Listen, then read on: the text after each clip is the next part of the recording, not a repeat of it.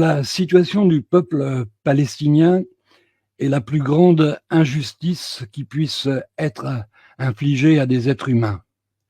Aucun d'entre nous n'aurait accepté de se voir dépossédé de sa terre par un groupe de fanatiques religieux ayant fait de leur Dieu un agent immobilier. Un peu comme si les Romains de l'Antiquité venaient aujourd'hui en France revendiquer terre et maison sous prétexte qu'il y a 2000 ans, leurs ancêtres vivaient chez nous. Qui accepterait ça? Personne. Et pourtant, les Khazars d'Europe de l'Est, qui n'ont ni racines, ni origine commune avec la Palestine, imposent leur présence sur une terre qui n'est pas la leur. Depuis plus de 75 ans, le peuple palestinien a tout subi. La division de son pays, la dépossession de ses villages, de ses villes, de ses maisons. La première injustice lui a été infligée par l'ONU, qui l'a privé de 53% de son territoire au profit d'une communauté possédant influence, richesse et argent. Non content de s'être approprié de plus de la moitié de la Palestine historique, les nouveaux venus, persuadés qu'ils sont élus pour dominer le monde, ont fait du peuple palestinien un peuple d'esclaves, sans droit ni titre, soumis aux massacres, aux violences, aux humiliations. Les prisons du peuple élu sont remplies de femmes, d'enfants, d'hommes de tous âges, dont le seul tort est de déplaire aux nouveaux maîtres des lieux. Les villages et les villes des Palestiniens sont devenus des ghettos, où checkpoints et miradors limitent toutes les formes de liberté. Gaza est semblable à une prison à ciel ouvert, régulièrement bombardée pour y maintenir la peur et la terreur. Le peuple élu considère les Palestiniens comme des animaux qui ne doivent leur survie qu'à la soumission ou au bon vouloir d'un colon surarmé, d'un soldat de Tzal ou d'un gouvernement suprémaciste. La vie d'un Palestinien dans l'enfer sioniste ne tient qu'à un fil. Le monde ignore que le peuple de Palestine est l'otage d'un groupe de psychopathes armés jusqu'aux dents et que vivre avec de tels voisins transforme la vie quotidienne en parcours du combattant pour simplement rester vivant. Le 7 octobre, le monde a enfin découvert la triste réalité palestinienne. Poussé au désespoir, n'ayant plus rien à perdre, après avoir déjà tout perdu, la Palestine a décidé qu'il valait mieux mourir debout que mourir à genoux. Ce matin-là, un groupe d'hommes courageux ont décidé de réveiller le monde, ce monde lâche et complice de la politique criminelle de l'État terroriste d'Israël. Et soudain, ce monde froid et indifférent à la souffrance des autres a vu le visage hideux de la seule démocratie du Moyen-Orient. Le monde a vu et entendu les déclarations hystériques des ministres qui promettent mort, destruction, anéantissement, épuration ethnique et même génocide nucléaire à ces animaux palestiniens.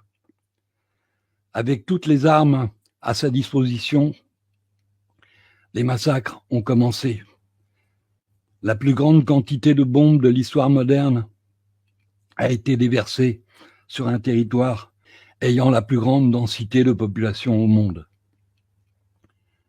Une violence jamais vue, une cruauté inouïe. Chaque jour depuis le 7 octobre, des centaines d'enfants meurent dans l'indifférence des gouvernements occidentaux corrompus. Pire, les Macron, les Biden, les Trudeau, les Mélanie viennent en personne apporter sans honte leur soutien au régime sioniste, pourtant condamné pour crimes de guerre et crimes contre l'humanité par des dizaines de résolutions de l'ONU.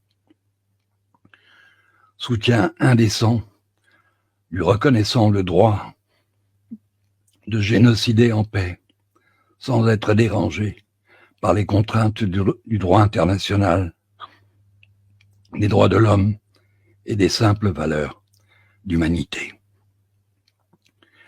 Les médias mobilisés tentent de convaincre l'opinion publique que le bourreau est en fait la victime et que la résistance est terroriste.